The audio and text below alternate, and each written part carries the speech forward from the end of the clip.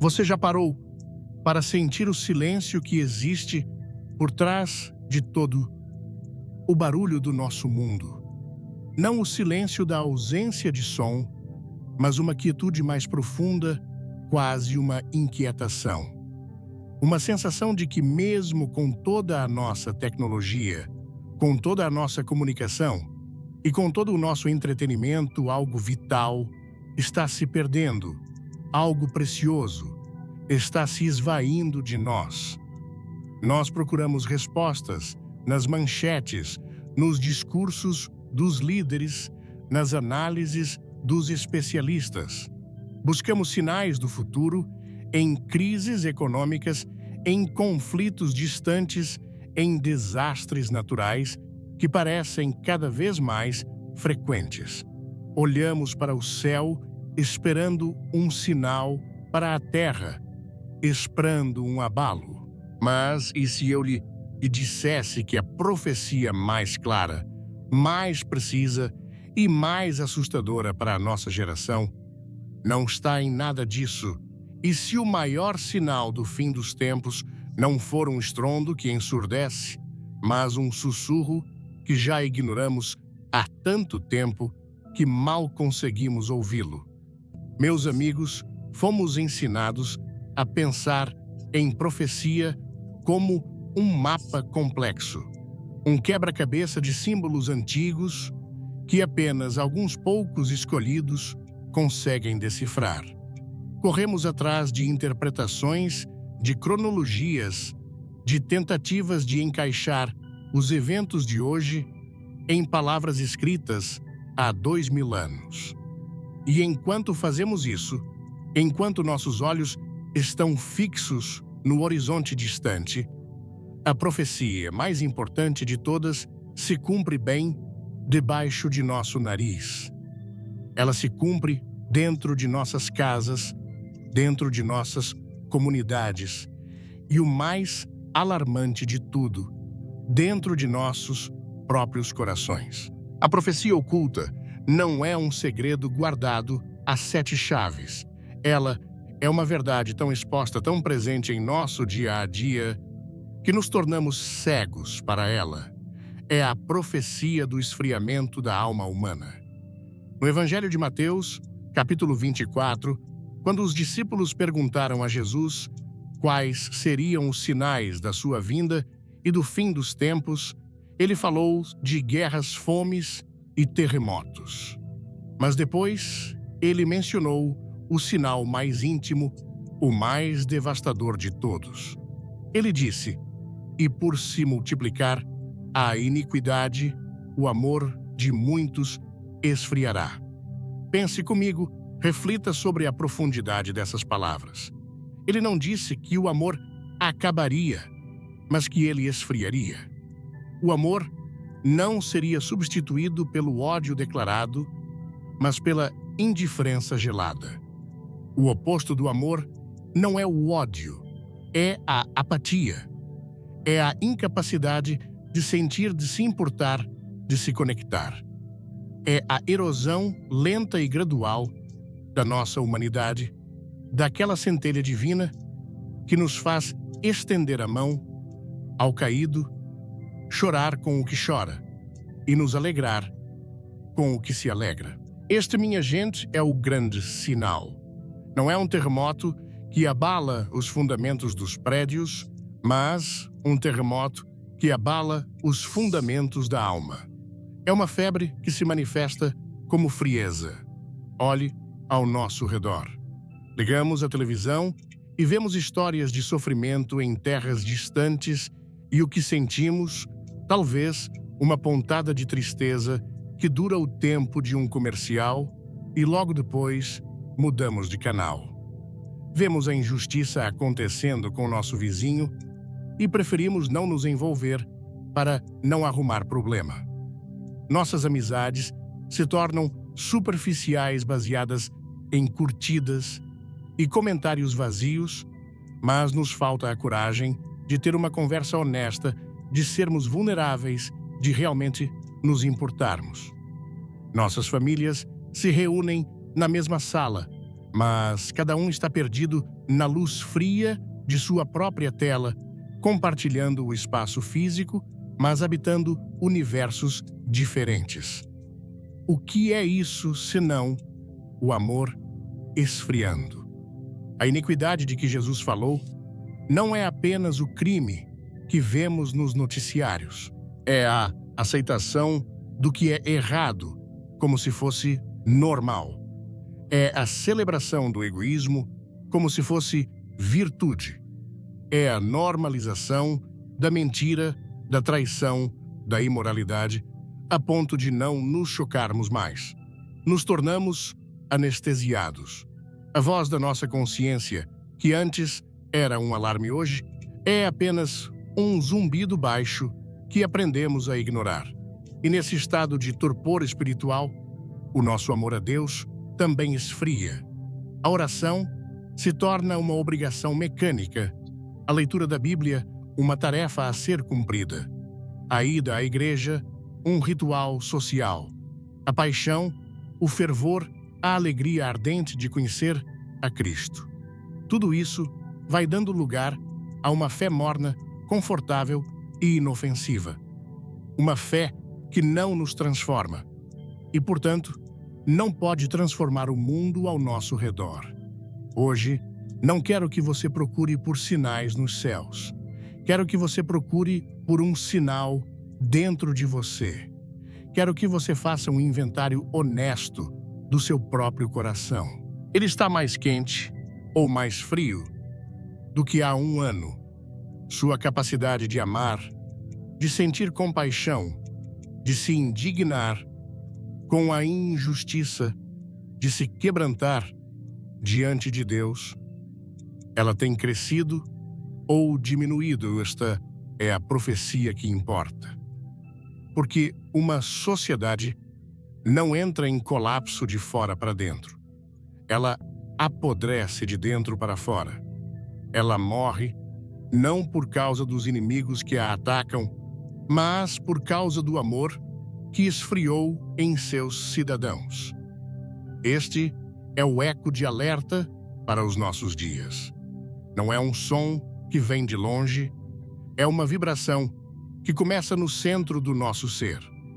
Um padrão de comportamento que a palavra de Deus previu com uma precisão cirúrgica.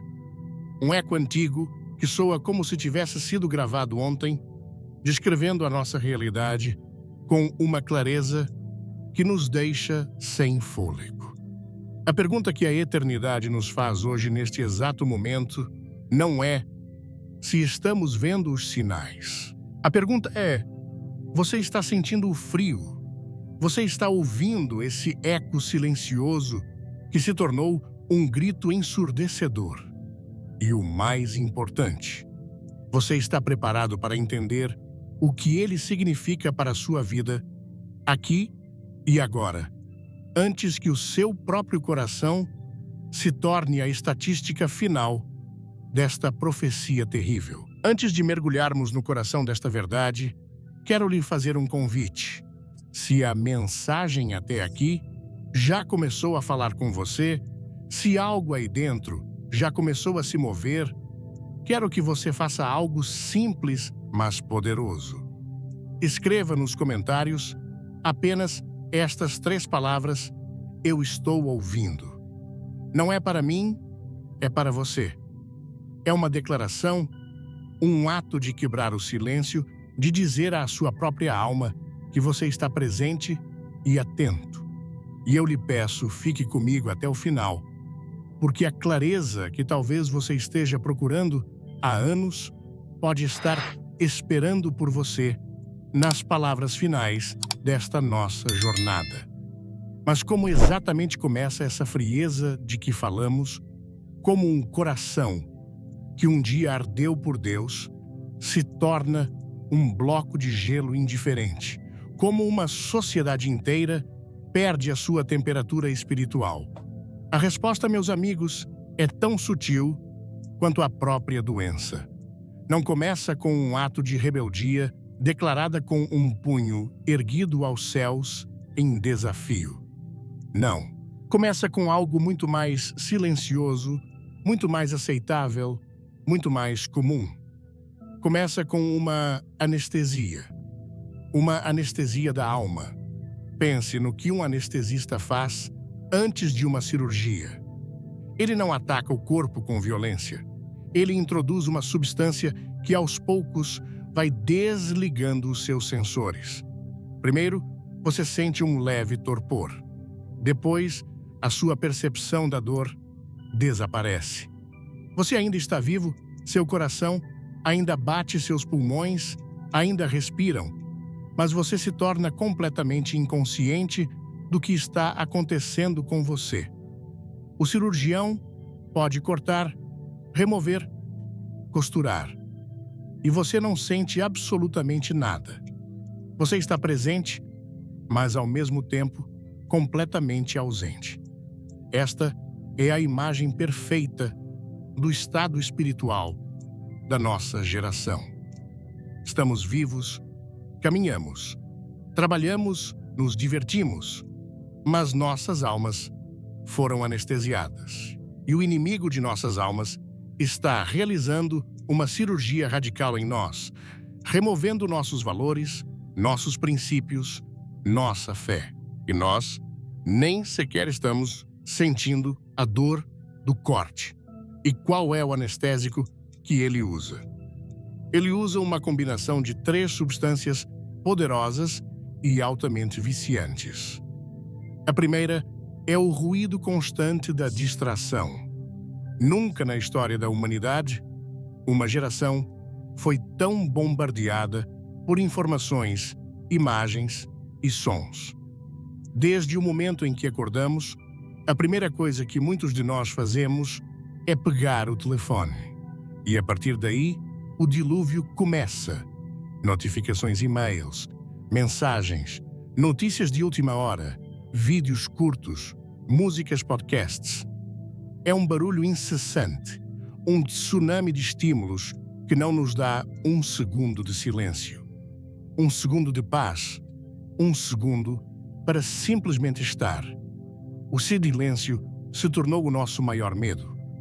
Não suportamos ficar a sós com nossos próprios pensamentos, porque nesse silêncio talvez tenhamos que encarar o vazio que existe dentro de nós. Nesse silêncio, a voz suave e tranquila de Deus poderia finalmente ter uma chance de ser ouvida. E para que isso não aconteça, nós nos enchemos de barulho. Passamos horas rolando uma tela infinita, consumindo um conteúdo que não nos alimenta, apenas nos distrai da nossa fome real, a fome por Deus. A Bíblia nos ensina a aquietar e saber que Ele é Deus. Mas como podemos nos aquietar se a nossa mente se tornou um parque de diversões barulhento e caótico, funcionando 24 horas por dia? A distração é o primeiro sedativo. Ela não nos torna maus, ela apenas nos torna ocupados demais para sermos bons, ocupados demais para orar, ocupados demais para ler a palavra, ocupados demais para perceber que estamos nos distanciando da única fonte de vida. A segunda substância dessa anestesia é a busca incessante pelo conforto. Nossa sociedade se tornou alérgica a qualquer tipo de dor, sacrifício ou inconveniência. Construímos um mundo que promete a eliminação de todo desconforto. Temos comida rápida, entretenimento sob demanda, relacionamentos descartáveis. Se algo exige esforço, paciência ou renúncia, nós o descartamos e procuramos uma alternativa mais fácil. E essa mentalidade invadiu a nossa fé. Transformamos o evangelho da cruz em um evangelho de autoajuda. Queremos um Deus que sirva aos nossos planos, que nos dê prosperidade, que resolva todos os nossos problemas, mas que nunca nos peça para carregar a nossa cruz. Queremos as bênçãos da ressurreição sem a dor da crucificação. Jesus disse: No mundo tereis aflições. Mas nós procuramos uma fé que nos prometa um mundo sem aflições. Os apóstolos falaram sobre morrer para si mesmo, mas nós buscamos uma fé que nos ensine a viver para nós mesmos. Quando a mensagem se torna desafiadora, quando a palavra de Deus confronta o nosso pecado, quando o Espírito Santo nos chama ao arrependimento, nós nos sentimos desconfortáveis. E em vez de nos quebrantarmos e mudarmos o que fazemos, mudamos de canal. Procuramos um pregador que nos diga o que queremos ouvir, uma igreja que não nos confronte, uma teologia que justifique o nosso estilo de vida. O conforto é um anestésico poderoso, porque ele nos convence de que a ausência de dor é o mesmo que saúde. Mas, espiritualmente, muitas vezes, é na dor do quebrantamento, no desconforto da convicção, que a verdadeira cura começa. Ao fugir do desconforto, estamos fugindo do próprio médico de nossas almas. E a terceira substância, talvez a mais perigosa de todas, é a ilusão do conhecimento. Temos acesso a mais informação do que qualquer outra geração. Com alguns cliques, podemos aprender sobre física quântica, história antiga ou a biologia marinha. Isso nos deu uma falsa sensação de onisciência. Começamos a acreditar que somos os mestres do nosso próprio universo.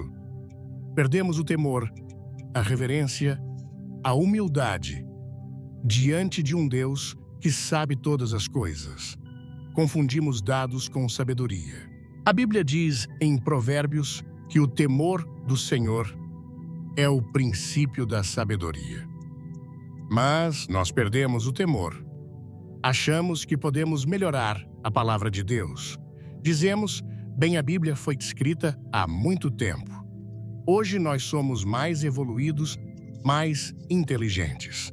Precisamos reinterpretar essas partes difíceis à luz da nossa cultura moderna. E ao fazer isso, nós cometemos o pecado mais antigo da humanidade, o mesmo pecado do Jardim do Éden. Nós nos colocamos no lugar de Deus. Nós nos tornamos o nosso próprio juiz do que é certo e errado. Essa arrogância intelectual nos cega. O apóstolo Paulo alertou sobre aqueles que estão sempre aprendendo, mas nunca conseguem chegar ao conhecimento da verdade. Isso não descreve perfeitamente a nossa era.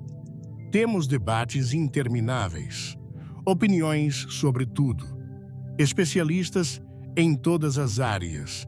Mas onde está a verdade? A verdade que liberta, que transforma, que dá sentido à vida. Nós a trocamos por 1 milhão de fatos inúteis. Nós nos tornamos gigantes intelectuais, mas anões espirituais. E essa overdose de informação, sem sabedoria divina, é o que finalmente nos desliga da realidade.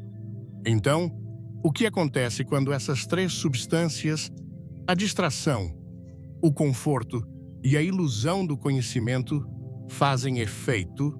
A alma fica completamente anestesiada.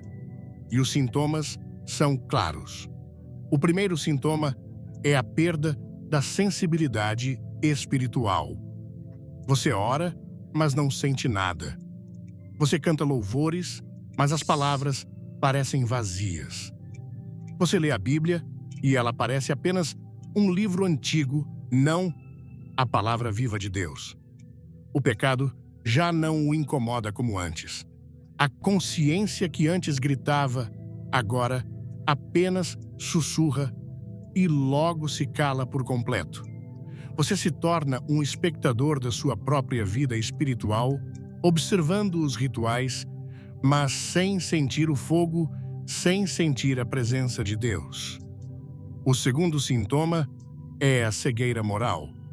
O profeta Isaías descreveu um povo que tem olhos, mas não veem, e têm ouvidos, mas não ouvem. Não se parece com o nosso mundo. Vemos a corrupção se alastrando e damos de ombros. Vemos famílias sendo destruídas e tratamos como estatística. Vemos a imoralidade sendo celebrada nas ruas e na mídia, e chamamos de progresso. Nossos olhos veem as imagens, nossos ouvidos ouvem os sons, mas a nossa alma, anestesiada, não consegue mais processar o significado. Perdemos a capacidade de nos indignar com o mal e de nos alegrarmos com o bem. Tudo se torna relativo cinzento, uma questão de opinião. E uma sociedade que não consegue mais distinguir a luz das trevas é uma sociedade que já começou a morrer, mesmo que seus prédios ainda estejam de pé. E o sintoma final, o mais trágico de todos, é uma falsa sensação de segurança. A pessoa sob o efeito da anestesia não sabe que está em perigo. Ela está em paz tranquila dormindo, enquanto a vida ou a morte estão sendo decididas sobre ela. Da mesma forma, nossa geração anestesiada pelo conforto e pela prosperidade material acredita que está tudo bem. Olhamos para os nossos avanços tecnológicos, para os nossos edifícios imponentes, para a nossa riqueza. E confundimos tudo isso com a bênção de Deus.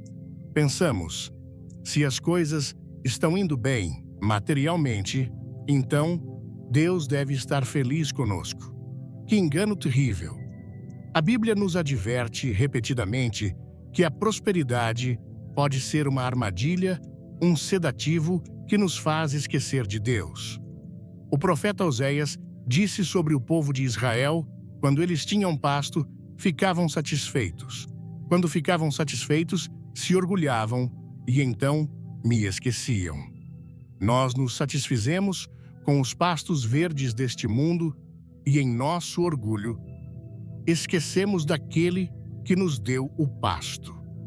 E é por isso que o alerta do livro de Provérbios soa tão urgente e tão verdadeiro para nós hoje.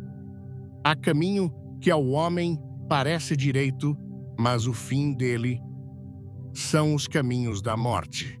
Estamos caminhando por essa estrada larga e confortável, sorrindo para as câmeras dos nossos celulares distraídos, com as paisagens bonitas ao redor, completamente inconscientes de que cada passo nos aproxima de um abismo fatal.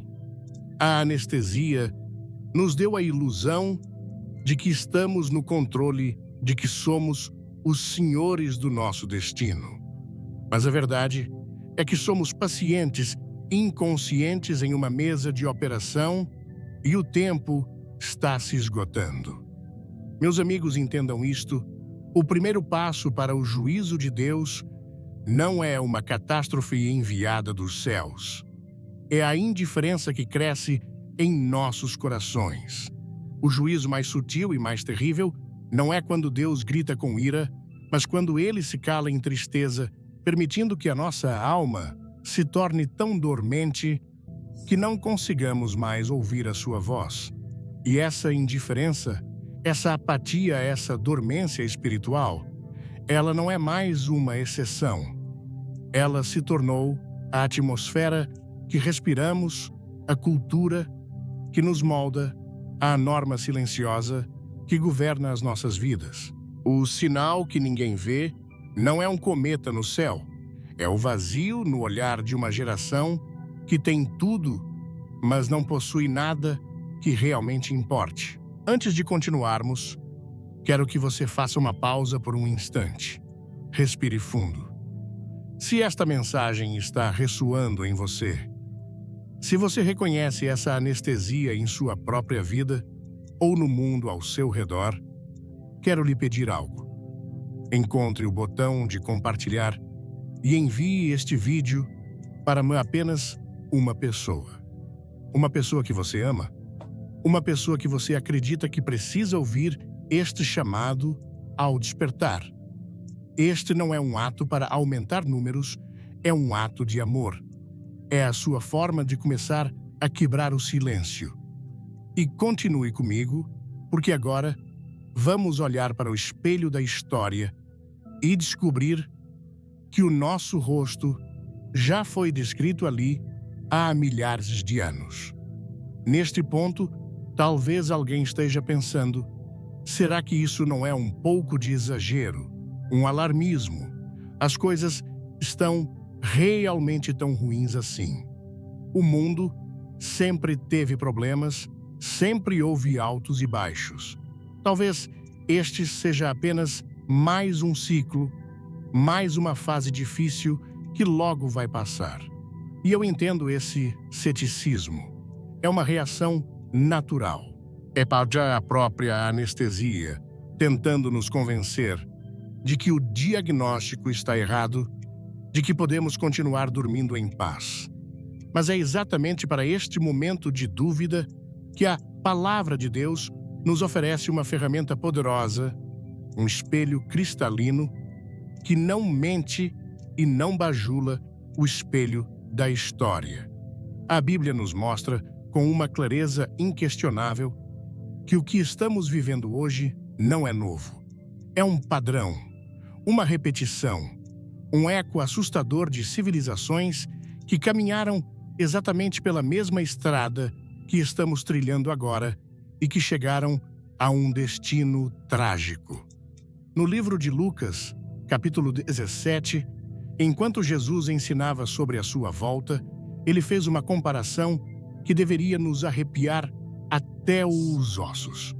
Ele não comparou os últimos dias a um tempo de caos apocalíptico e espetacular como vemos nos filmes. Ele fez algo muito mais sutil e profundo. Ele disse que seria como nos dias de Noé e como nos dias de Ló. Agora, pare e pense. O que estava acontecendo naqueles dias? Qual era a característica principal daquelas sociedades que as colocou na rota de colisão direta com o juízo divino? Se eu pedisse à maioria das pessoas para descrever os dias de Noé, elas provavelmente falariam de maldade, corrupção e violência. E isso é verdade. Gênesis 6 nos diz que a maldade do homem se multiplicara sobre a terra e que toda a imaginação dos pensamentos de seu coração era só má, continuamente. Mas quando Jesus escolheu destacar a essência daquela época, ele não focou na violência. Ele focou na normalidade. Ele disse: pois como nos dias anteriores ao dilúvio, comiam, bebiam, casavam-se e davam-se em casamento, até ao dia em que Noé entrou na arca, e não o perceberam até que veio o dilúvio e os levou a todos. Você consegue ver a profundidade disso? O problema da geração de Noé não era em sua essência o que eles estavam fazendo de errado. Era o que eles estavam deixando de fazer de certo. O problema era a completa e absoluta ausência de Deus em suas vidas cotidianas.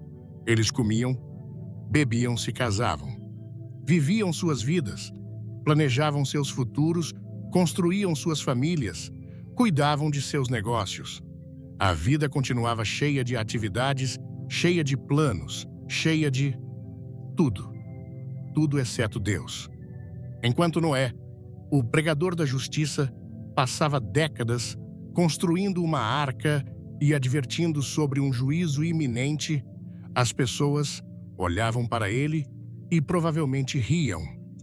Olhem o velho louco, deviam dizer. O céu está azul, o sol está brilhando, a vida está boa. Por que se preocupar com essa conversa de juízo e arrependimento? A vida deles era tão cheia de si mesma que não havia espaço para a eternidade. A preocupação com as coisas temporais havia eclipsado completamente a consciência do que é eterno. Eles não eram ateus militantes que negavam a existência de Deus. Eles eram piores. Eram ateus práticos. Viviam como se Deus simplesmente não importasse, como se suas leis fossem irrelevantes para a vida real. E o texto diz a coisa mais trágica de todas, e não o perceberam. A cegueira deles era total. A anestesia era completa. Eles continuaram com suas rotinas, com suas festas, com seus planos, até o exato momento em que as primeiras gotas de chuva começaram a cair. E então, era tarde demais. Agora, olhe para o nosso mundo. Essa descrição não soa familiar. Não é exatamente o que vemos ao nosso redor. As pessoas estão construindo, planejando, investindo, viajando, buscando prazer, construindo suas carreiras. Tudo como se esta vida fosse a única coisa que existe.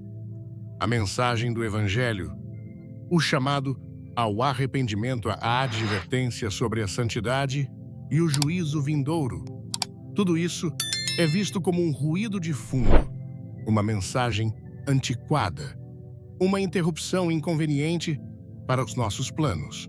Estamos tão imersos em nosso próprio mundo, em nossas próprias ambições, que, como a geração de Noé, não percebemos. Não percebemos que o céu espiritual está escurecendo. Não percebemos que as nuvens do juízo já estão se formando no horizonte. Mas Jesus não parou por aí. Ele acrescentou outra camada ainda mais detalhada. Ele disse que também seria como nos dias de Ló.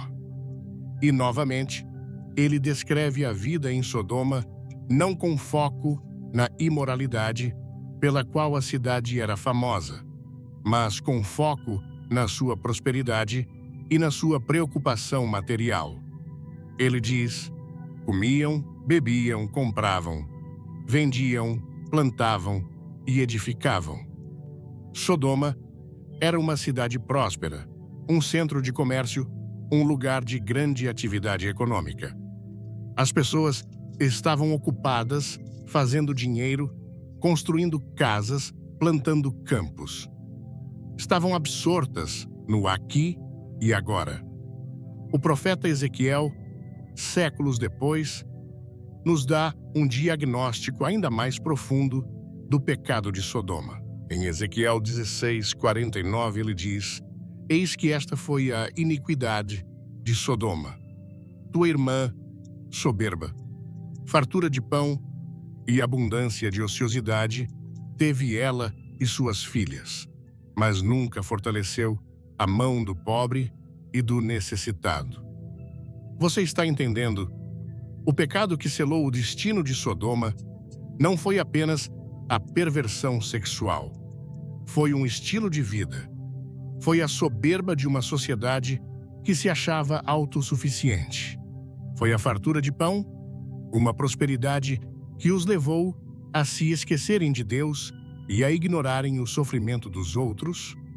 Foi a abundância de ociosidade, uma vida dedicada à busca do prazer e do entretenimento sem propósito maior.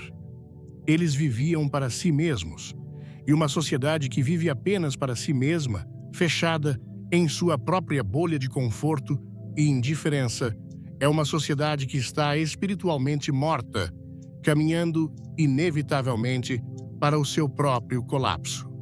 A história de Sodoma e a história de Noé são espelhos. E quando olhamos para eles, o que vemos? Vemos o nosso próprio reflexo. Vemos uma sociedade obcecada com a prosperidade material que mede o sucesso em cifras e bens. Vemos uma cultura que idolatra o entretenimento e a busca incessante pelo prazer.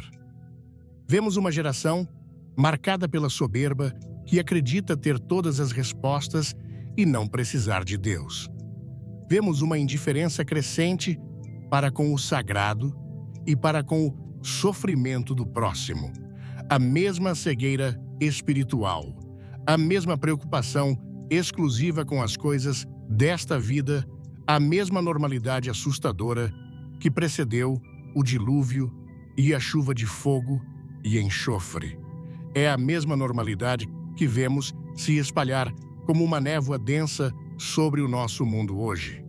A história não está apenas fazendo uma rima poética com o passado. Ela está se repetindo palavra por palavra, sintoma por sintoma. E a palavra de Deus nos adverte sobre isso. O apóstolo Paulo escreveu em 1 Coríntios 10:11, depois de listar os pecados de Israel no deserto. Ora, tudo isto lhes sobreveio como figuras, e estão escritas para aviso nosso, para quem já são chegados os fins dos séculos. As histórias do Antigo Testamento não são apenas relatos históricos para nossa informação. Elas são figuras, são avisos. São estudos de caso divinamente inspirados, deixados para nós como um alerta. Deus está dizendo: vejam o que aconteceu com eles. Vejam o caminho que eles seguiram. Se vocês seguirem pelo mesmo caminho, não esperem um destino diferente. E é por isso que esta mensagem é tão urgente. Porque quando olhamos para os ecos do passado, percebemos que não estamos no início da estrada, já estamos bem avançados nela. Já passamos pelos mesmos sinais, já ignoramos as mesmas advertências. Estamos nos aproximando perigosamente do ponto sem retorno. O juízo que encontrou a geração de Noé não os pegou no meio de um ato de rebeldia espetacular. Ele os encontrou no meio de sua rotina indiferente. O fogo que caiu sobre Sodoma não encontrou as pessoas em um ritual satânico.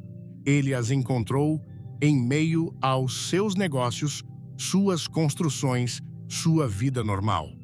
O perigo não está no extraordinário, está no ordinário. Está na nossa capacidade de nos acostumarmos com o mundo sem Deus, de acharmos normal viver uma vida sem propósito eterno, de aceitarmos a anestesia como se fosse paz. Este é o espelho que a Bíblia coloca diante de nós hoje. Um espelho que reflete não apenas o nosso rosto, mas a nossa alma.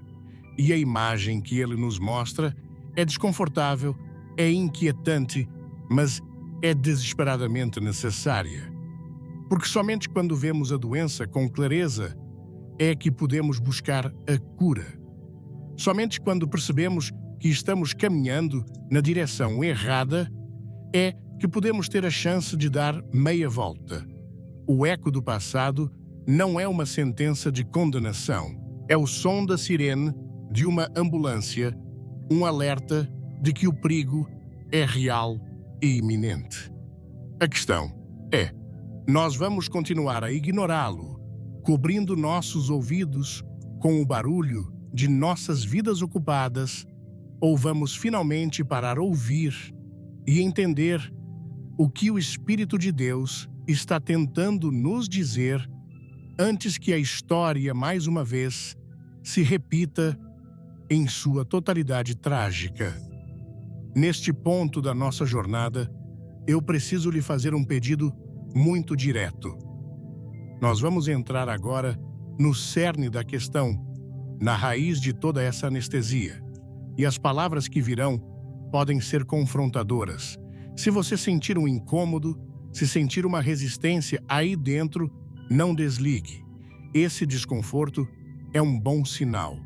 É o sinal de que a anestesia está começando a passar. Então, se você está comprometido em ir até o fim, comente agora a palavra verdade. Apenas isso. É a sua permissão para que a palavra de Deus opere sem filtros no seu coração hoje. Até agora, nós vimos o diagnóstico, uma anestesia espiritual que esfria o nosso amor. Vimos os ecos da história em Noé e em Ló, que nos mostram que não somos os primeiros a caminhar por esta estrada perigosa. Mas uma pergunta fundamental ainda paira no ar: como uma sociedade inteira, como indivíduos inteligentes e bem-intencionados, chegam a esse ponto de cegueira e indiferença? Qual é o ponto de partida? Qual é a primeira peça do dominó que, ao cair, derruba todas as outras? A Bíblia, com sua sabedoria divina, não nos deixa no escuro. Ela nos leva diretamente à sala de máquinas da história humana, ao epicentro do terremoto espiritual, e nos mostra a anatomia exata da queda. E essa análise clínica está registrada de forma poderosa no primeiro capítulo do livro de Romanos. O apóstolo Paulo, escrevendo sob a inspiração do Espírito Santo, não começa sua análise falando dos sintomas da imoralidade, da corrupção, da violência. Ele vai direto à causa, à doença subjacente que produz todos esses sintomas. E tudo, absolutamente tudo, começa com uma troca fatal. Uma troca que cada um de nós e nossa sociedade como um todo faz em algum momento. Em Romanos capítulo 1, versículo 25, ele resume o processo inteiro nesta frase de clareza assustadora: pois mudaram a verdade de Deus em mentira e honraram e serviram mais a criatura do que o Criador, que é bendito eternamente. Amém. Eu quero que você leia essa frase de novo devagar. Deixe cada palavra penetrar. Mudaram a verdade de Deus em mentira. Esta é a raiz. Este é o ponto zero da decadência. Antes de qualquer colapso moral, há um colapso da verdade. Antes que uma sociedade perca seus valores, ela precisa primeiro perder seu ponto de referência. Imagine um navio no meio de um oceano tempestuoso. O que o impede de ser jogado contra as rochas? A sua âncora. A âncora se fixa em algo sólido, firme e imutável no fundo do mar e mantém o navio seguro, não importa a força das ondas ou do vento. A verdade de Deus é a âncora da alma humana e da sociedade. É o nosso ponto de referência absoluto, o nosso norte moral, o alicerce sólido sobre o qual podemos construir uma vida e uma cultura com segurança. Mas o que a nossa geração fez? Nós cortamos a corda da âncora. Olhamos para a verdade de Deus, revelada em sua palavra, a Bíblia, e dissemos: isso é muito restritivo, é antiquado, não se encaixa no meu estilo de vida. Eu quero ser livre. E em nossa busca por essa suposta liberdade, nós trocamos a rocha sólida da palavra de Deus pela areia movediça das opiniões humanas. Nós decidimos que não existe uma verdade absoluta. A verdade, nos disseram, é relativa. Cada um pode criar e viver a sua própria verdade. E assim, a frase mais comum e mais perigosa do nosso tempo se tornou: bem, essa é a sua verdade, mas a minha é diferente. E com essa simples frase, nós destronamos Deus e nos sentamos em seu trono. Nós nos tornamos os nossos próprios deuses, os árbitros do que é certo e errado. O que eu sinto que é certo passa a ser certo. O que a sociedade decide que é aceitável passa a ser a nova moralidade. E uma vez que a âncora é cortada, o navio fica à deriva. No início, pode até parecer libertador. Olha, estamos livres. Podemos ir para onde quisermos. Mas quando a tempestade inevitavelmente chega, quando os ventos da crise e as ondas da adversidade nos atingem, nós percebemos em pânico que não temos mais nada em que nos segurar. Estamos perdidos. É exatamente isso que vemos ao nosso redor. O que era considerado pecado há apenas uma geração hoje é celebrado com desfiles e protegido por leis. O que era universalmente entendido como a base da sociedade, a família, o casamento, a distinção entre o certo e o errado, tudo isso foi desconstruído, relativizado, jogado no caos. E o mais trágico é que chamamos essa confusão de progresso. Chamamos essa escravidão a nossa própria opinião de liberdade. O profeta Isaías, há mais de 2.500 anos, olhou para o futuro e lamentou com uma dor que podemos sentir até hoje. Ele disse: ai dos que ao mal chamam bem e ao bem mal, que fazem das trevas luz e da luz trevas, e fazem do amargo doce e do doce amargo. Esse ai de Deus não é uma ameaça, é um lamento. É o choro de um pai que vê seus filhos escolhendo beber veneno e chamando de água fresca. E o que acontece quando uma sociedade comete essa troca fatal? O que acontece quando a verdade de Deus é substituída pela mentira? O texto de Romanos é incrivelmente claro e assustador. Ele nos mostra o juízo silencioso de Deus em ação. 3 vezes, no capítulo 1, Paulo repete a mesma frase. Por isso Deus os entregou. Primeiro, no versículo 24, ele diz: por isso também Deus os entregou às concupiscências de seus corações, à imundícia, para desonrarem seus corpos entre si. A primeira consequência da rejeição da verdade é a explosão da imoralidade. Quando perdemos o norte moral, perdemos o controle sobre nossos próprios desejos. O corpo que foi criado para ser o templo do Espírito Santo se torna um instrumento para a satisfação de impulsos cada vez mais degradantes. E vemos isso em toda parte, na sexualização da nossa cultura, na banalização da intimidade, na busca desesperada por prazer a qualquer custo, deixando um rastro de corações partidos, famílias destruídas e um vazio existencial profundo. Depois, no versículo 26, ele continua: por isso Deus os abandonou às paixões infames. Aqui a queda se aprofunda. Não se trata apenas de perder o controle. Trata-se de inverter a própria ordem da criação.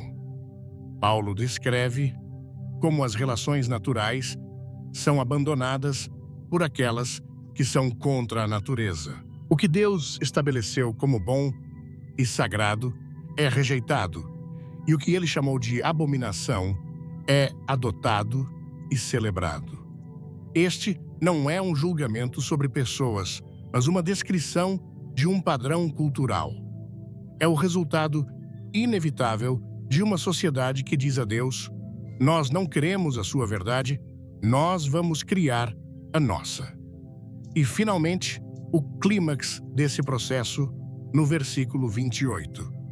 E como eles não se importaram de ter conhecimento de Deus, assim, Deus os entregou a um sentimento perverso ou uma mente reprovável para fazerem coisas que não convêm. Esta é talvez a fase mais terrível de todas.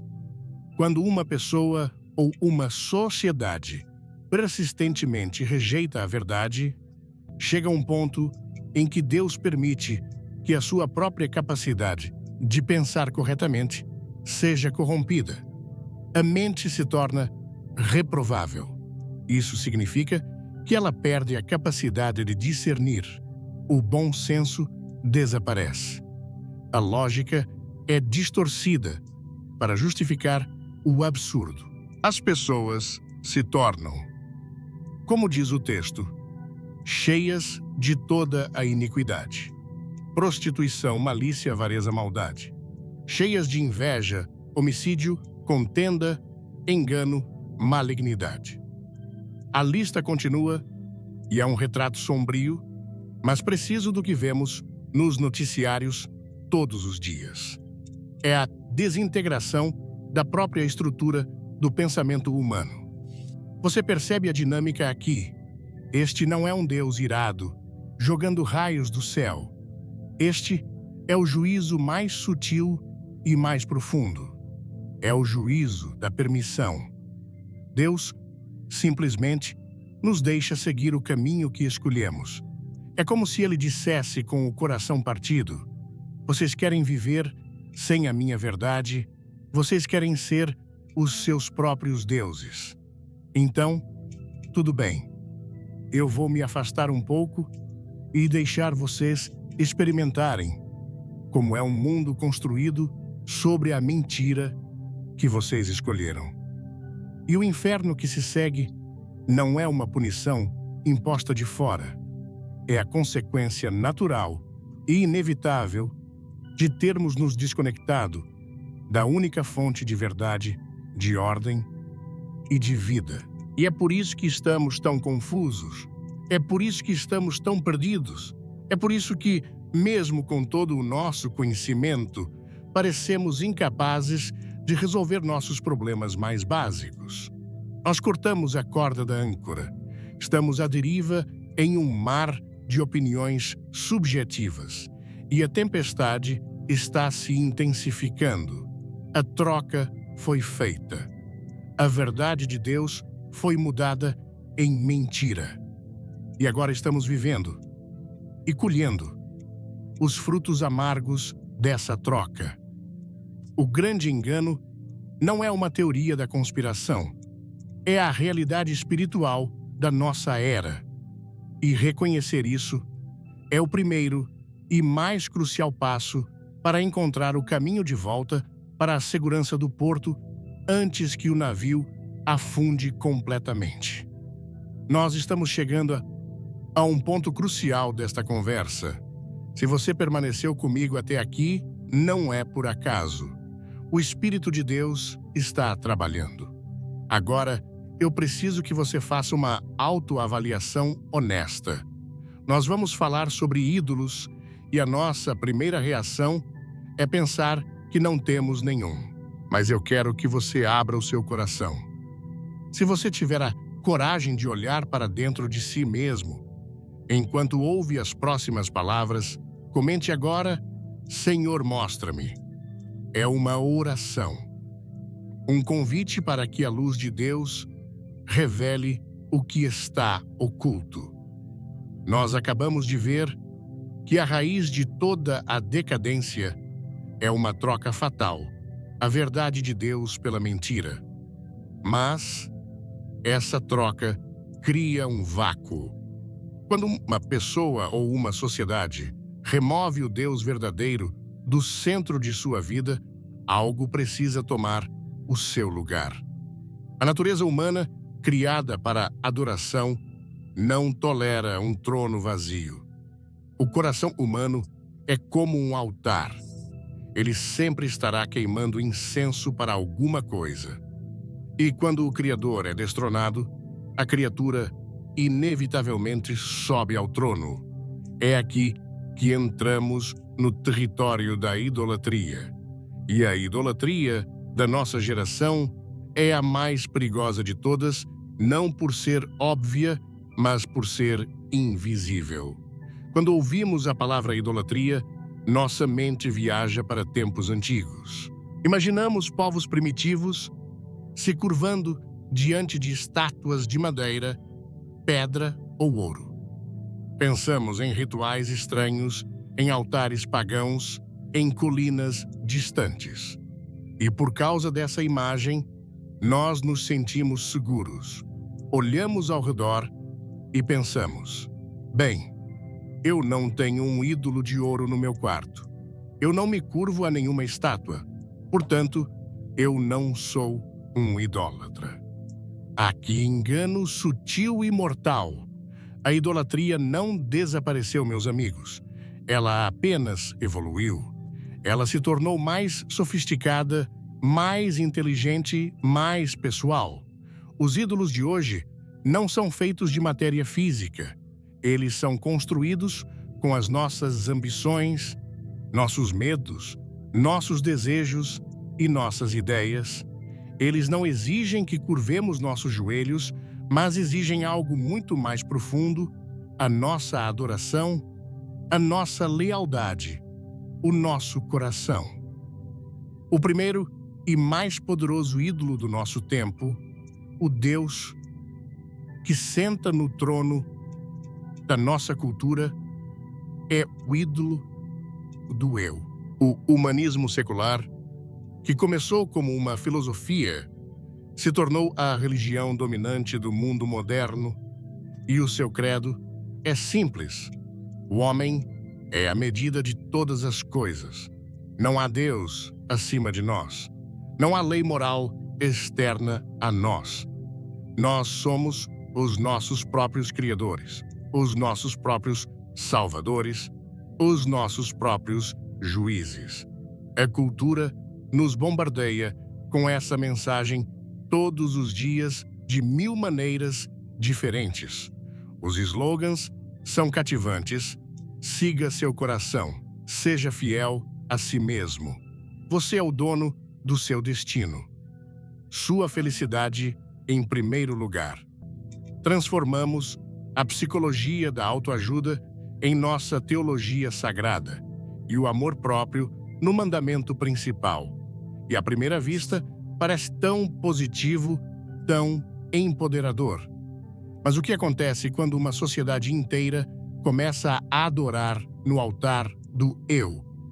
O que acontece quando 70, 80, 90% das pessoas vivem com o único objetivo de maximizar a sua própria felicidade e satisfação pessoal? O resultado é o caos. O resultado é o colapso dos relacionamentos, porque o compromisso, o sacrifício e o perdão se tornam obstáculos para a minha felicidade. O resultado é o colapso da comunidade, porque a solidariedade e o bem comum são substituídos pela competição e pelo interesse próprio. O resultado é um mundo de pessoas profundamente solitárias, presas na prisão do seu próprio ego, onde todos são deuses de seus pequenos universos, em guerra constante uns com os outros por recursos, atenção e poder. A adoração do eu promete a liberdade suprema, mas nos entrega a escravidão mais profunda, a escravidão a nós mesmos, aos nossos desejos insaciáveis, ao nosso vazio interior, que nunca pode ser preenchido por mais autoafirmação. Intimamente ligado ao ídolo do eu está o segundo grande ídolo da nossa era, o ídolo do conforto e do prazer. Nós organizamos toda a nossa sociedade em torno de um princípio fundamental: a eliminação de toda dor e a maximização de todo prazer. A tecnologia, a economia, o entretenimento. Tudo é projetado para nos servir, para nos dar o que queremos, quando queremos, da maneira mais fácil e rápida possível.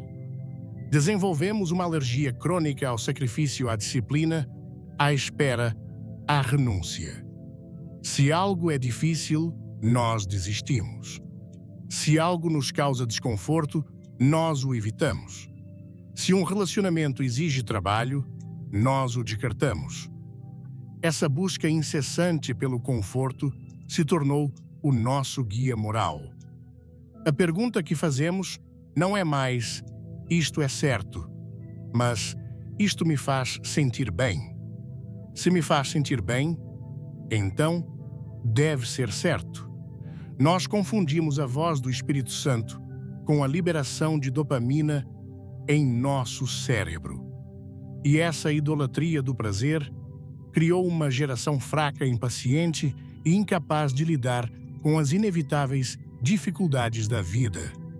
Quando a adversidade bate à nossa porta, uma doença, uma perda, uma decepção, nós desmoronamos porque nunca desenvolvemos a resiliência espiritual que só é forjada no fogo da provação. Jesus nos chamou para um caminho estreito, um caminho de autonegação, de carregar a cruz. Mas nós trocamos esse caminho por uma superestrada de 8 pistas, com ar-condicionado e piloto automático, onde o destino final é a gratificação instantânea. E não percebemos que essa estrada, apesar de confortável, leva à destruição. O terceiro ídolo, um dos mais poderosos e sedutores, é o ídolo da tecnologia e do conhecimento humano. Nós olhamos para as nossas conquistas, arranha-céus que tocam as nuvens, computadores que pensam mais rápido que nós, a capacidade de nos conectarmos instantaneamente com o outro lado do mundo. E ficamos maravilhados com a nossa própria genialidade. Começamos a acreditar silenciosamente que não precisamos mais de Deus, para que precisamos de um Salvador. Se a ciência médica pode prolongar a nossa vida, para que precisamos da sabedoria da Bíblia. Se o Google tem todas as respostas, para que precisamos da esperança do céu. Se estamos tentando construir o paraíso aqui na Terra com a nossa própria engenhosidade, a tecnologia em si mesma não é má. É uma ferramenta, mas, como qualquer ferramenta, pode ser usada para construir ou para destruir. E nós a transformamos em um ídolo. Nós colocamos nossa fé nela. Colocamos nossa esperança nela. Buscamos nela a salvação para os problemas da humanidade, esquecendo que o problema fundamental do homem não é a falta de informação ou de poder, mas a condição pecaminosa do seu coração. Nenhum algoritmo pode consertar um coração quebrado. Nenhuma inteligência artificial pode preencher o vazio que só Deus pode ocupar. Ao adorar a nossa própria criação, nós repetimos o pecado de Babel. Estamos construindo uma torre com os tijolos da nossa arrogância, uma torre que acreditamos que nos levará ao céu, nos tornando iguais a Deus. E nos esquecemos do que a Bíblia nos ensina. Toda torre construída pela soberba humana está destinada a terminar em confusão e colapso. Esses são apenas 3 dos grandes ídolos invisíveis que exigem a nossa adoração: o eu, o prazer e a tecnologia. Mas a lista poderia continuar. O ídolo do dinheiro, que nos promete segurança e nos faz escravos da ganância. O ídolo do poder, que nos seduz com a promessa de controle e nos corrompe por dentro. O ídolo da imagem, que nos força a viver uma vida de aparências nas redes sociais, escondendo a nossa verdadeira identidade e o nosso sofrimento. Todos esses deuses modernos fazem as mesmas promessas: felicidade, segurança, significado. E todos eles mentem. No livro de Jeremias, capítulo 2, versículo 13, Deus resume essa tragédia da idolatria com uma metáfora de partir o coração. Ele diz ao seu povo: o meu povo cometeu 2 males, abandonaram-me, a mim, a fonte de águas vivas, e cavaram para si cisternas rotas que não retêm águas. Esta é a nossa condição. Nós abandonamos a única fonte que pode verdadeiramente satisfazer a sede da nossa alma. E passamos a vida inteira cavando trabalhando freneticamente, tentando construir nossas próprias fontes de felicidade. Uma carreira de sucesso, um relacionamento perfeito, a casa dos sonhos, o corpo ideal. E no final, o que descobrimos? Que todas essas cisternas estão rachadas. Elas não conseguem reter a água. Elas nos deixam tão sedentos, tão vazios, tão desesperados quanto antes ou até mais. A idolatria não é um conceito teológico abstrato. É a razão pela qual você se sente ansioso, mesmo quando tudo parece estar bem. É a razão pela qual você se sente vazio, mesmo cercado de pessoas e coisas. É a razão pela qual estamos vivendo em meio a uma epidemia de depressão e falta de propósito. Estamos morrendo de sede espiritual enquanto tentamos desesperadamente beber de poços secos. E o juízo de Deus para a idolatria é novamente terrivelmente sutil. Ele não precisa destruir os nossos ídolos. Ele simplesmente nos deixa tê-los. Ele permite que colhamos os frutos amargos da nossa própria adoração. Ele nos entrega à ansiedade que vem de adorar o sucesso à solidão, que vem de adorar o eu ao vazio, que vem de adorar o prazer. O profeta Isaías disse sobre os ídolos: aqueles que os fazem se tornarão como eles.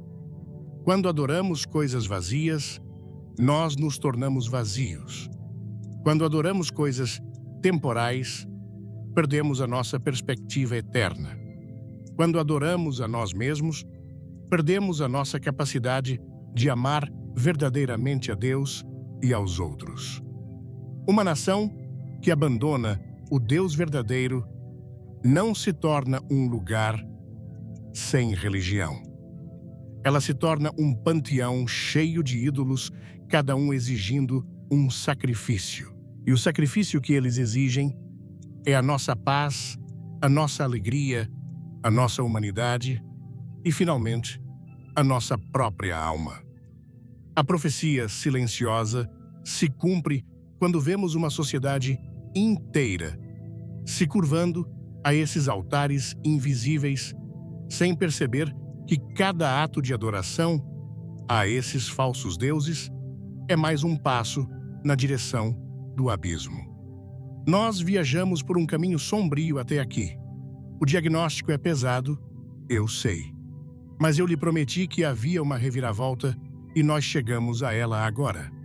Antes de revelarmos a promessa secreta de Deus, quero que você participe de um ato profético.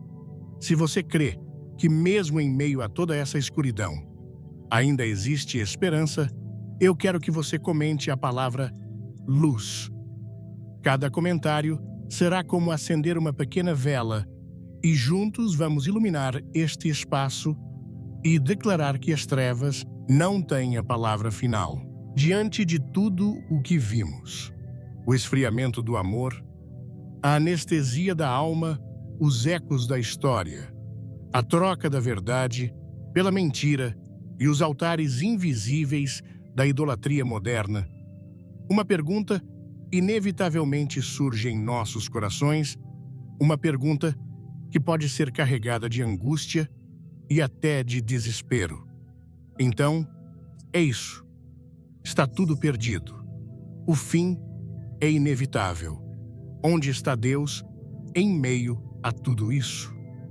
Se você está se sentindo assim, se um peso desceu sobre você, ao ouvir estas verdades, eu quero que saiba que isso é normal.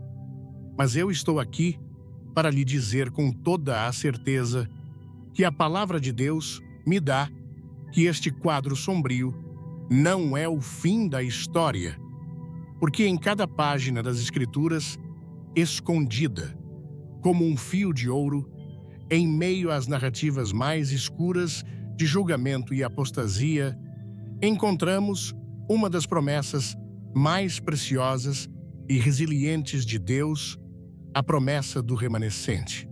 Esta é a promessa secreta de Deus. O mundo olha para a corrupção generalizada e declara o fim. Os analistas olham para os gráficos da decadência moral e preveem o colapso. Mas Deus olha para o mundo através de uma lente diferente. Ele sempre, em cada geração, em cada cultura, em cada momento da história, preserva para si um povo. Um grupo de pessoas que não se dobra, que não se vende, que não se conforma. A Bíblia os chama de o remanescente. Eles não são definidos por sua força, por seu número ou por sua influência aos olhos do mundo. Muitas vezes, são exatamente o oposto. São poucos, são fracos, são invisíveis. Mas eles têm uma característica que os torna o grupo mais poderoso da Terra. Seus corações pertencem inteiramente a Deus. Pense na história do profeta Elias no primeiro livro de Reis. É um dos momentos mais sombrios da história de Israel. A nação inteira havia se entregado à idolatria de Baal, liderada pelo rei Acabe e sua perversa esposa Jezabel. A corrupção era total. A perseguição aos fiéis era implacável. Elias, depois de uma grande vitória no Monte Carmelo, fugiu para o deserto exausto, deprimido e completamente sozinho. Ele se sentou debaixo de uma árvore e orou a Deus dizendo: "Basta, toma. Agora, ó Senhor, a minha vida." E qual era a sua queixa? Ele disse: "Tenho sido muito zeloso pelo Senhor Deus dos exércitos, porque os filhos de Israel deixaram a tua aliança, derrubaram os teus altares e mataram os teus profetas à espada. E só eu fiquei e buscam a minha vida para me atirarem." Você consegue sentir a dor e a solidão de Elias? Só eu fiquei. É assim que muitos de nós nos sentimos hoje. Olhamos para a nossa cultura, para o nosso local de trabalho, às vezes até para as nossas próprias famílias e igrejas, e sentimos essa mesma solidão esmagadora. Parece que somos os únicos que ainda se importam, os únicos que ainda acreditam, os únicos que ainda lutam. E como Elias, estamos tentados a desistir, a acreditar que a batalha está perdida. Mas ouça a resposta que Deus deu a Elias. Foi uma resposta que mudou tudo. Deus lhe disse com uma voz suave e poderosa: "Também conservei em Israel 7.000, todos os joelhos que não se dobraram a Baal, e toda a boca que não o beijou." 7.000, Elias pensava que estava sozinho, mas Deus tinha um exército secreto de 7.000 pessoas fiéis espalhadas por toda a nação. Eles não estavam nos palácios, não estavam nos holofotes. Eram pessoas comuns, vivendo vidas comuns, mas que em seus corações haviam tomado uma decisão radical. Eles não iriam se curvar. Eles não iriam comprometer a verdade. Eles pertenciam a Deus, custasse o que custasse.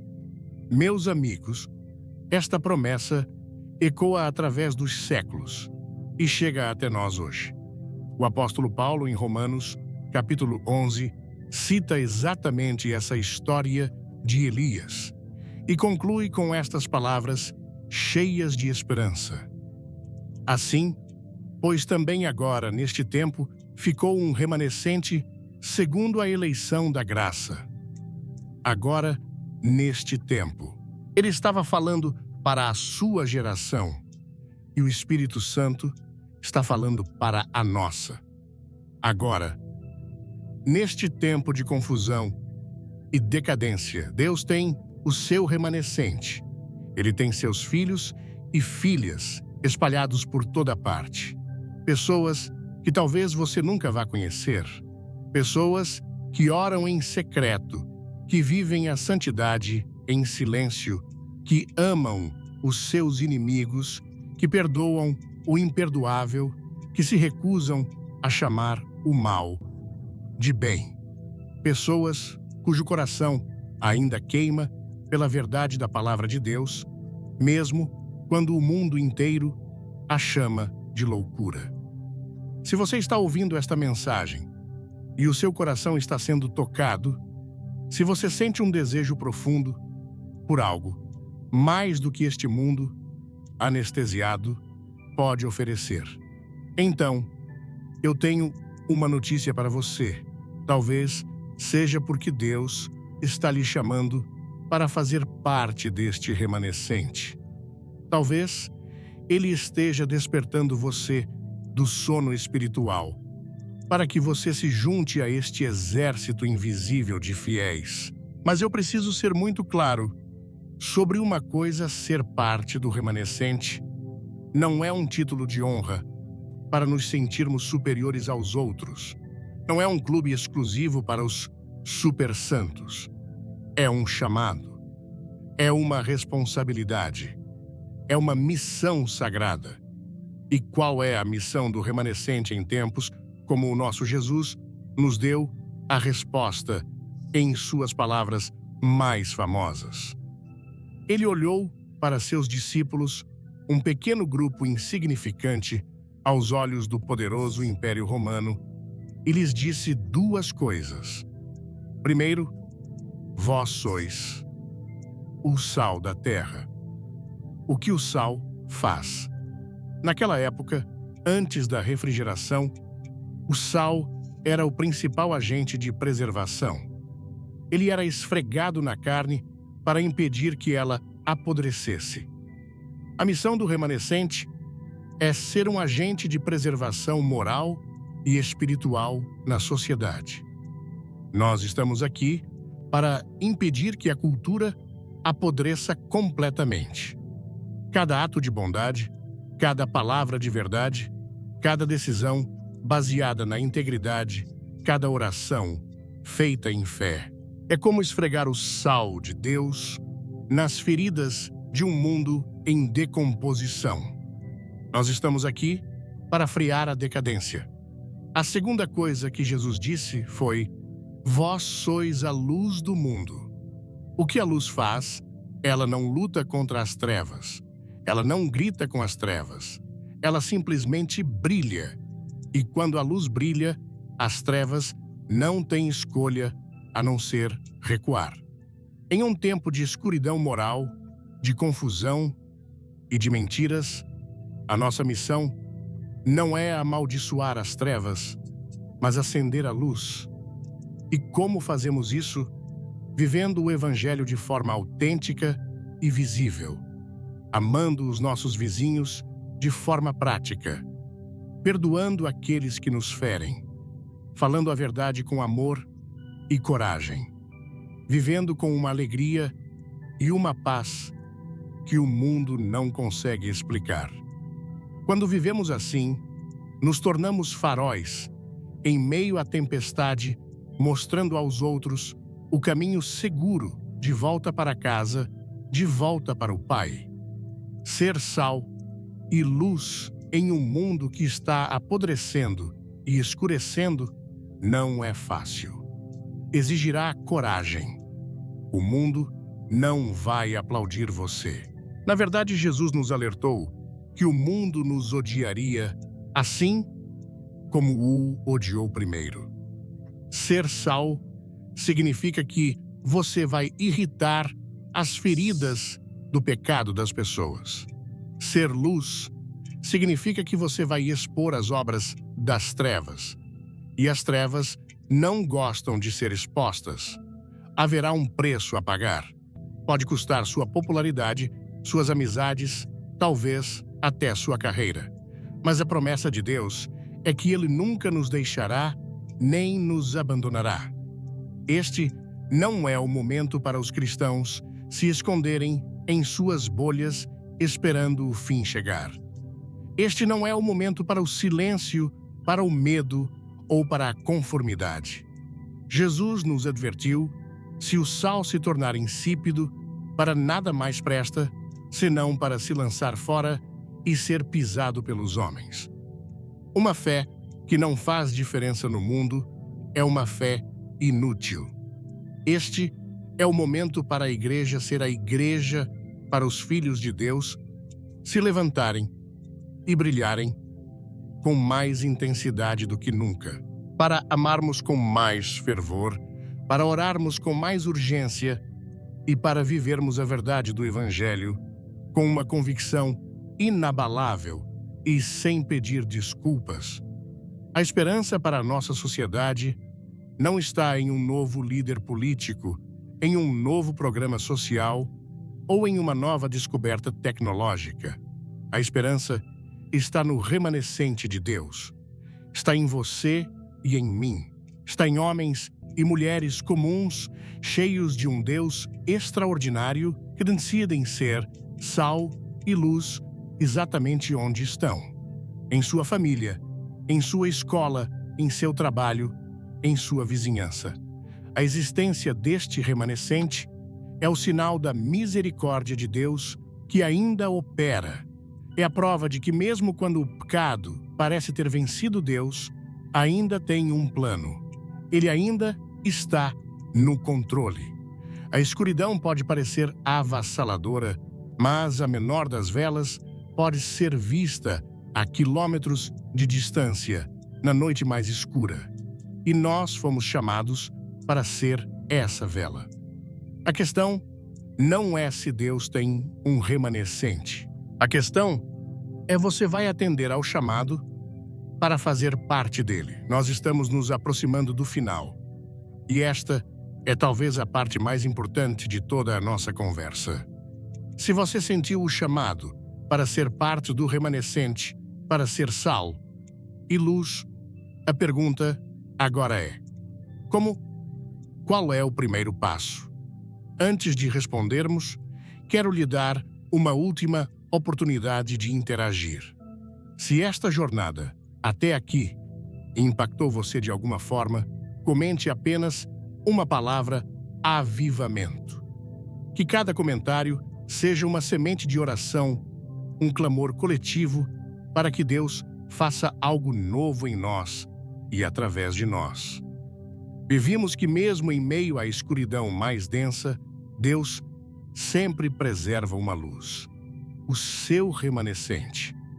Esta é a grande esperança, a prova de que Deus não abandonou o mundo. Mas a existência desse remanescente levanta uma questão crucial: o que então pode mudar o rumo das coisas? O que pode impedir que a nossa sociedade, que caminha a passos largos em direção ao precipício, realmente caia nele? Será que a simples presença de um grupo de fiéis é suficiente? A resposta da Bíblia é clara: não. O remanescente não é o fim, é o meio. Eles são os portadores da mensagem, os catalisadores da única solução que pode, de fato, reverter o curso da história. E essa solução não é um plano complexo de 10 passos. Não é uma nova estratégia política, uma nova reforma social ou uma nova revolução cultural. A resposta de Deus, desde o Gênesis até o Apocalipse, sempre foi e sempre será uma única palavra carregada de poder de dor e de esperança: arrependimento. Esta palavra, arrependimento, tornou-se impopular em nosso tempo. Parece dura, julgadora, antiquada. Nós a substituímos por termos mais suaves, como melhorar, evoluir, ser uma pessoa melhor. Mas nenhuma dessas palavras captura a força radical e transformadora do que a Bíblia quer dizer com arrependimento. Arrependimento não é apenas sentir pena pelos seus erros. A culpa pode levar à depressão. O arrependimento leva à libertação. Arrependimento não é apenas uma mudança de comportamento superficial, como fazer uma promessa de ano novo. É muito mais profundo. A palavra grega original para arrependimento é metanoia, que significa literalmente uma mudança de mente. É uma revolução completa em sua maneira de pensar, de ver a si mesmo, de ver o pecado e de ver a Deus. É o momento em que você para de dar desculpas, para de culpar os outros, para de justificar suas ações e finalmente concorda com Deus. É olhar para a sua vida através dos olhos dele e dizer com uma honestidade brutal e libertadora: eu estava errado. O caminho que eu estava seguindo era um caminho de morte. Eu preciso de ajuda. Eu preciso de um Salvador. O arrependimento é o som da alma despertando da anestesia. É o primeiro grito de um coração que estava frio e começa a sentir o calor da convicção do Espírito Santo.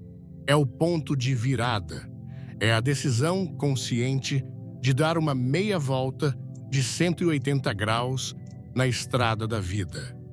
Você estava caminhando para longe de Deus, em direção à independência, ao egoísmo, à idolatria. E no arrependimento, você se vira e começa a correr na direção oposta, de volta para os braços abertos do Pai.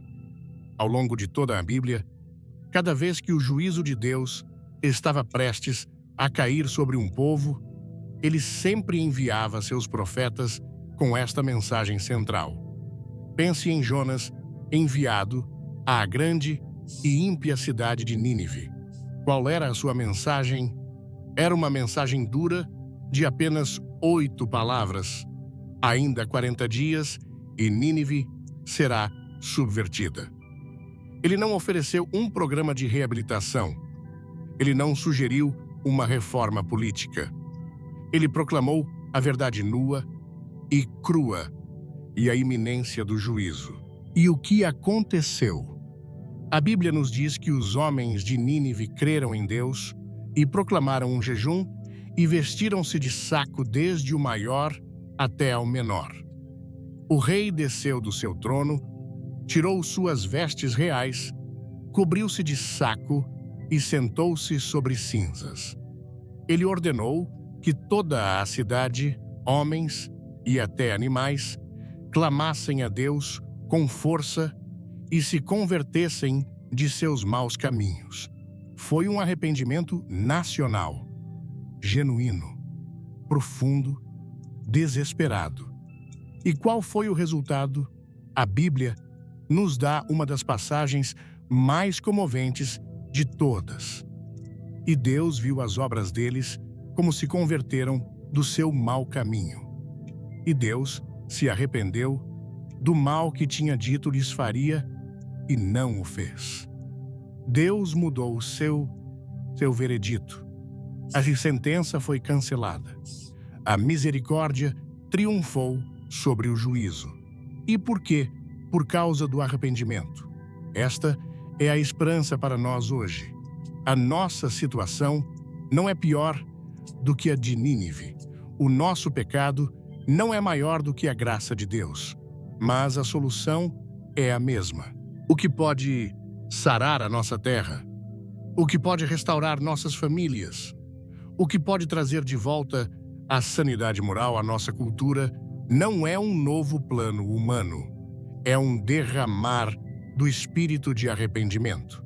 E a promessa mais clara sobre isso está no Antigo Testamento, em 2 Crônicas, capítulo 7, versículo 14. É uma promessa que muitos de nós conhecemos de cor, mas talvez tenhamos perdido o seu poder. Deus diz: "E se o meu povo, que se chama pelo meu nome, se humilhar e orar, e buscar a minha face, e se converter dos seus maus caminhos, então eu ouvirei dos céus, e perdoarei os seus pecados, e sararei a sua terra." Vamos analisar essa promessa porque ela é a nossa única chave. Observe como ela começa. Se o meu povo. Deus não coloca a responsabilidade da mudança sobre os governantes, sobre os incrédulos ou sobre a cultura em geral. Ele a coloca diretamente sobre os ombros daqueles que se chamam pelo seu nome, sobre mim e sobre você, sobre a igreja. O avivamento, a cura, a restauração. Tudo começa conosco. Nós que conhecemos a verdade, somos os primeiros que precisamos nos arrepender. Precisamos nos arrepender da nossa apatia, da nossa fé morna, do nosso conformismo com o mundo, do nosso silêncio diante do pecado, da nossa idolatria secreta. A mudança que queremos ver lá fora precisa primeiro acontecer aqui dentro, em nossos próprios corações. E quais são os passos? Deus nos dá 4 condições. Primeiro, se humilhar.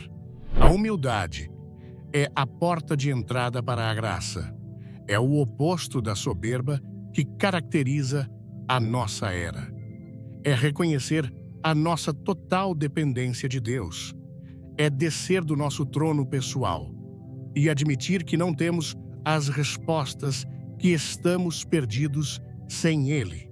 É a atitude do rei de Nínive que trocou seu trono por um monte de cinzas.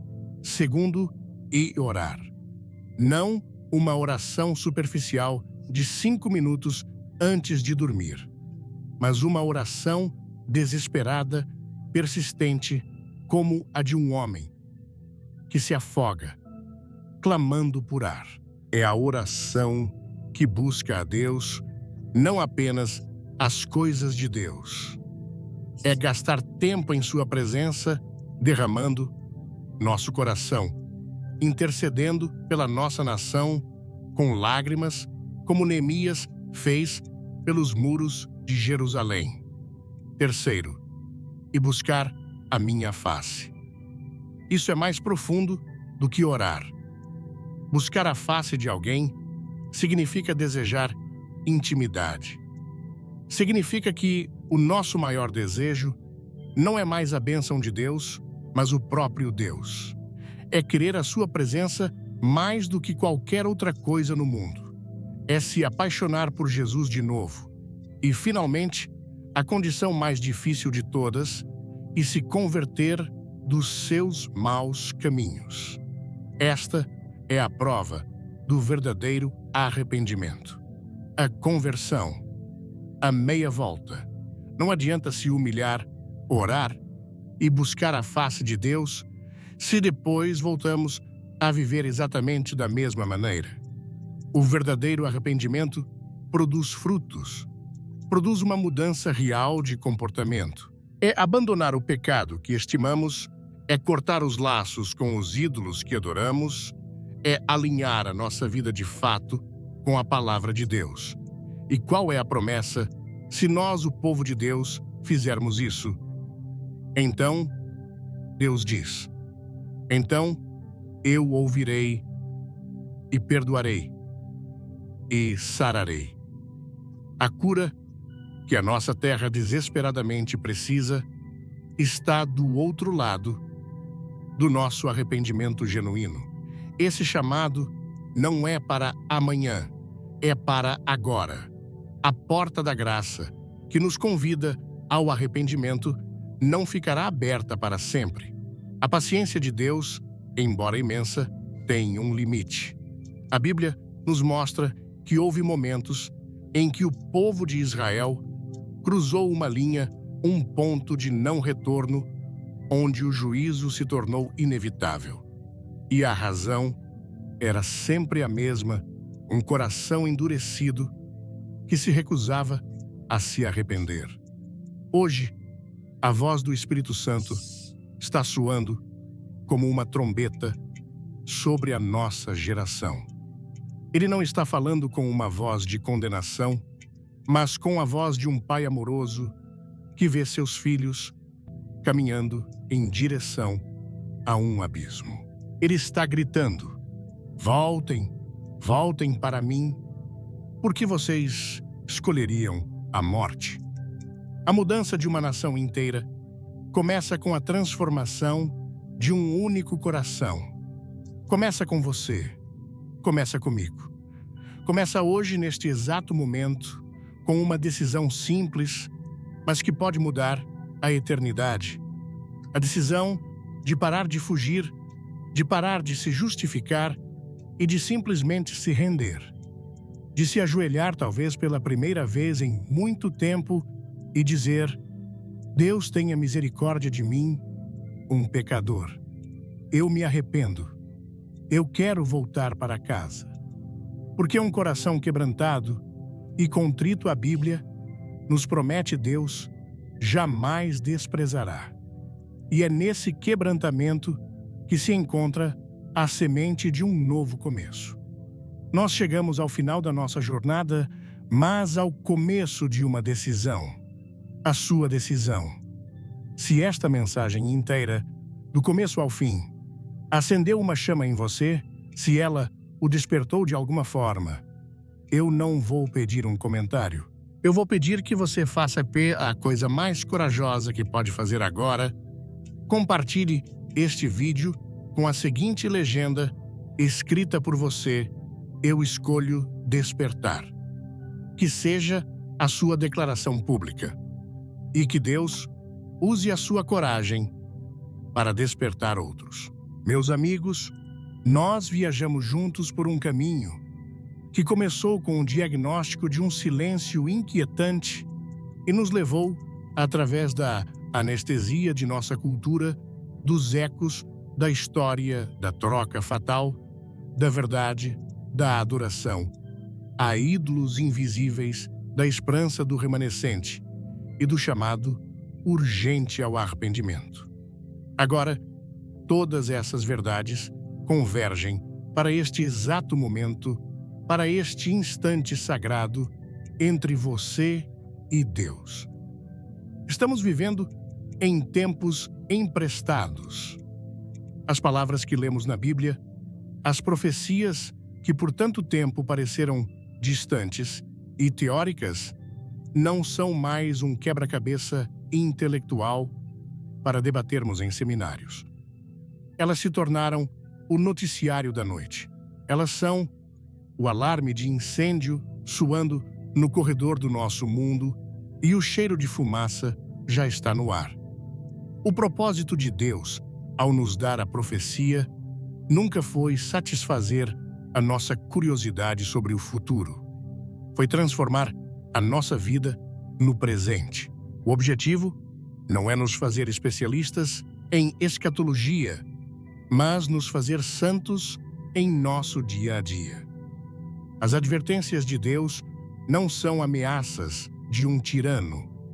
São os apelos de um pai amoroso, que do alto da varanda da eternidade vê o carro de seu filho vindo em alta velocidade em direção a uma ponte que desabou.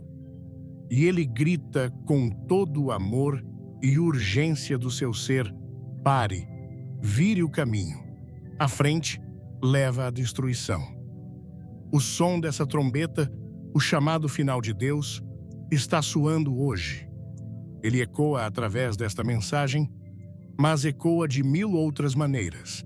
Ele ecoa na inquietação da sua própria alma, naquele sentimento de que precisa haver mais na vida do que isso. Ele ecoa nas crises que vemos ao nosso redor, que nos mostram a fragilidade de tudo em que colocamos nossa segurança. Ele ecoa na beleza de uma criação que ainda aponta para um Criador. A voz de Deus está por toda parte, chamando, convidando, advertindo. A questão nunca foi se Deus está falando. A questão sempre foi: nós estamos ouvindo, hoje, neste momento, essa voz o chama para uma decisão. Você ouviu tudo isso. Você viu o diagnóstico. Você entendeu a única solução. Agora, você tem uma escolha a fazer e ninguém pode fazê-la por você. Nem eu, nem sua família, nem seus amigos. É uma escolha que você precisa fazer na quietude do seu próprio coração. A primeira opção é sair daqui e não fazer nada. É a opção mais fácil.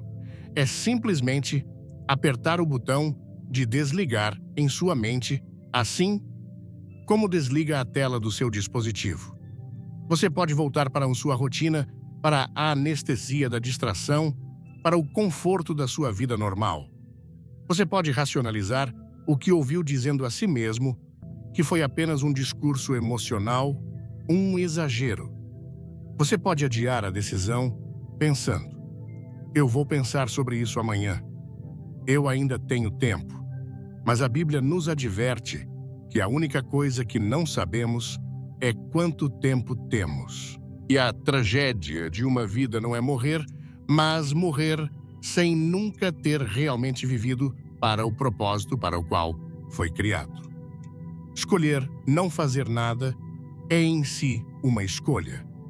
É a escolha de permanecer na estrada larga que, como Jesus nos alertou, parece fácil, mas leva à perdição. Mas há uma segunda opção. Uma opção que exige coragem. Uma opção que vai contra tudo o que a nossa cultura nos ensina. É a opção de levar a sério o que você ouviu hoje. É a opção de admitir, talvez pela primeira vez, que você precisa de ajuda. É a opção de responder ao chamado de Deus com a única palavra que Ele está esperando ouvir de você: sim. Talvez você esteja aqui hoje e nunca tenha tido um relacionamento pessoal com Deus. Você o conhece de ouvir falar como uma figura histórica ou uma ideia religiosa, mas nunca o conheceu como Pai, como Salvador, como Senhor. A mensagem para você é simples: Deus o ama. Ele o ama tanto que enviou seu único filho Jesus Cristo para morrer em uma cruz. Aquela cruz foi uma troca divina. Jesus tomou sobre si todos os seus erros, todos os seus pecados, toda a sua culpa, para que você pudesse receber o perdão, a pureza e a justiça dele. Ele morreu a morte que você merecia, para que você pudesse viver a vida que ele conquistou para você. E 3 dias depois, ele ressuscitou, provando que a morte não tem a palavra final. E hoje ele está vivo, de braços abertos, convidando você a voltar para casa. O arrependimento para você significa admitir seu pecado, crer que Jesus é o único caminho para o perdão e entregar o controle da sua vida a Ele. Talvez você seja alguém que um dia caminhou com Deus. Você se lembra do fogo da paixão do seu primeiro amor, mas aos poucos, o mundo o seduziu. A anestesia fez efeito. Seu coração esfriou. Você ainda mantém as aparências, mas lá no fundo, você sabe que está longe, que as cisternas que você cavou estão secas. A mensagem para você também é simples: volte. O arrependimento para você é a jornada do filho pródigo. É parar de tentar se alimentar com a lavagem dos porcos deste mundo e se lembrar que na casa do Pai há pão em abundância. É se levantar da lama da sua complacência e começar a caminhada de volta para casa. E eu lhe prometo, baseado na palavra de Deus, que o Pai não estará na varanda esperando com um sermão. Ele estará correndo ao seu encontro com os braços abertos, pronto para colocar um anel em seu dedo, sandálias em seus pés e celebrar a sua volta. A decisão é sua. A vida e a morte, a bênção e a maldição foram colocadas diante de você hoje. o som da trombeta está próximo. A Bíblia nos assegura, sem sombra de dúvida, que Jesus Cristo voltará. E essa não é uma esperança vaga, é a nossa bendita certeza. Mas da próxima vez, ele não virá como um cordeiro manso sendo levado ao matadouro.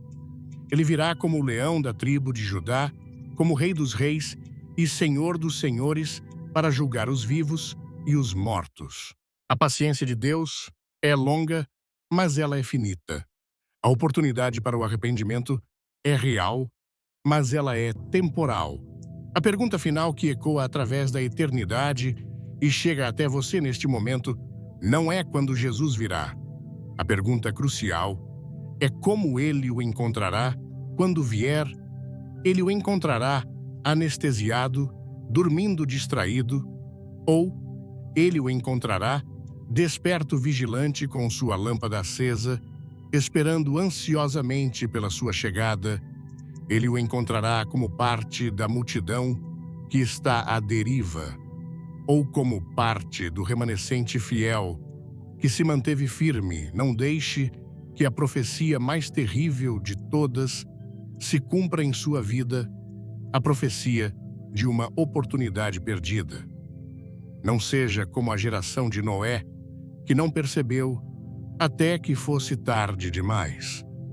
Hoje, se você ouvir a sua voz, não endureça o seu coração.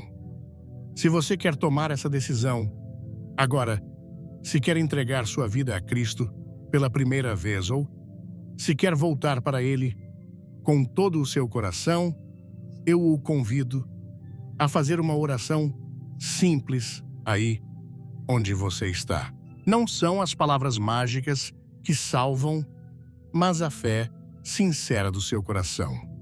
Ore comigo se quiser. Senhor Deus, eu reconheço que sou um pecador e que tenho vivido longe de Ti. Eu acredito que Jesus Cristo morreu na cruz pelos meus pecados e ressuscitou para me dar vida nova. Eu me arrependo dos meus caminhos e peço o Teu perdão. Hoje eu entrego o controle da minha vida a Ti. Jesus, seja o meu Senhor e o meu Salvador. Desperta a minha alma, enche-me com o Teu Espírito e ajuda-me a viver para Ti todos os dias da minha vida. Amém. Se você fez essa oração com sinceridade, a sua eternidade acabou de mudar.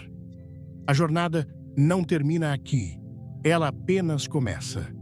Procure uma igreja que pregue a Bíblia, se batize e comece a caminhar com o povo de Deus. O tempo é curto, a missão é grande, mas o nosso Deus é maior. Que Ele nos encontre fiéis, que Ele nos encontre despertos, porque a última chamada está soando e o Rei está voltando.